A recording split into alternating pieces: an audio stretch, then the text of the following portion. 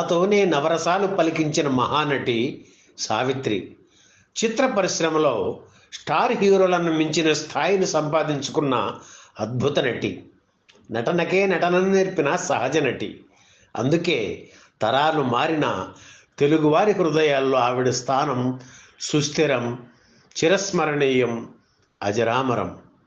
తెలుగులో 142 చిత్రాల్లో, తమిళంలో 94 చిత్రాల్లో, కన్నడంలో 3, మలయాళంలో 2, హిందీలో 5 చిత్రాల్లో నటించారు మహానటి సావిత్రి. కళకు ఎల్లలు భాషా సరిహద్దులు లేవని, కళాకారులకు అందరూ ఒకటేనని ఆ రోజుల్లోనే నిరూపించారు సావిత్రి. మరో విషయం ఏమిటంటే, తెలుగులోనే కాదు తమిళంలో కూడా ఆవిడకు పెద్ద సంఖ్యలో అభిమానులు ఉన్నారు. తమ సొంత ఆడపడుచుల ఆవిడను తమిళ సోదరులు చూసుకునేవారు. తెలుగు తమిళ భాషలను 2 కళ్ళులా భావించేవారు సావిత్రి. ఆవిడ తొలిసారిగా ద్విపాత్రాభినయం చేసింది కూడా తమిళ చిత్రంలోనే. 1962లో వచ్చిన ఆ చిత్రం పేరు కాతిరుంత కంగళ్. తెలుగువాడైన తాతినేని ప్రకాశరావు దర్శకత్వంలో రూపుదిద్దుకున్న ఈ చిత్రంలో లలిత, శ్యామల అనే అక్కా చెల్లెళ్ల పాత్రలు పోషించారు సావిత్రి. నిజ జీవిత కథానాయకుడు జెమినీ గణేశన్ ఇందులో హీరోగా నటించారు. ఆమె తండ్రిగా ఎస్వి రంగారావు నటించారు. అంది అందని ప్రేమ పేరుతో తెలుగులోనూ విడుదలైన ఈ చిత్ర నిర్మాణ విశేషాలు ఈ వీడియోలో చూద్దాం. ఒకే పోలికలో ఉన్న కవలలు వేర్వేరు పరిస్థితుల్లో పెరిగి అనుకోకుండా ఒకరి చోటుకు మరొకరు రావడం, దీనివల్ల ఏర్పడే పరిణామాలు, ఇబ్బందులతో చాలా చిత్రాలు వచ్చాయి. ఈ అంశాన్ని తీసుకుని రూపొందించిన చిత్రం కాతిరుంత కంగళ్. ఈ కవల సోదరీమణుల గందరగోళంతో పాటు ఇద్దరూ ఒకే వ్యక్తిని ప్రేమిస్తారు.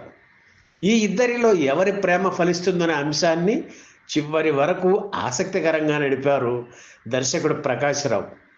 ఇద్దరు సావిత్రులు ప్రేమించిన డాక్టర్ కృష్ణ పాత్రను జెమినీ గణేశన్ పోషించారు. తామిద్దరం అక్కా చెల్లెళ్ళమని తెలుసుకున్న తరువాత ప్రేమ విషయంలో ఒకరికొకరు త్యాగం చేసుకోవాలని ప్రయత్నించే ఈ 2 పాత్రలను మహానటి సావిత్రి అత్యద్భుతంగా పోషించారు. ఆమెను పెళ్లి చేసుకోవాలని ఆరాటపడే వృద్ధుడి పాత్రను ఎంఆర్ రాధా పోషించారు. సావిత్రి తండ్రిగా ఎస్వి రంగారావు పాత్ర నిడివి తక్కువే అయినా ప్రేక్షకుల్ని విశేషంగా ఆకట్టుకుంది. తమిళ గుండమ్మ కథ చిత్రం 1962 జూన్లో విడుదల కాగా 2 నెలల అనంతరం కాతిరుంత కంగళ్ చిత్రం రిలీజ్ అయింది. 3 ఏళ్ల అనంతరం కానీ ఈ సినిమాను తెలుగులోకి డబ్ చేయలేదు.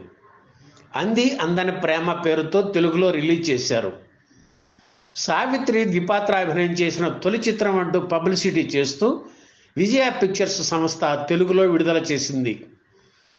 ఆ సమయంలోనే హాస్యనటుడు పద్మనాభం మహానటి సావిత్రి ద్విపాత్రాభినయంతో దేవత చిత్రం నిర్మిస్తుండటంతో ఆ సినిమా కంటే ఇది ముందు విడుదల కావాలనే తపనతో అప్పటికప్పుడు డబ్బింగ్ చేయించి దేవత చిత్రం కంటే 15 రోజుల ముందు అంది అందని ప్రేమ చిత్రాన్ని విడుదల చేశారు. అయితే దేవత చిత్రం మాత్రమే విజయం సాధించింది.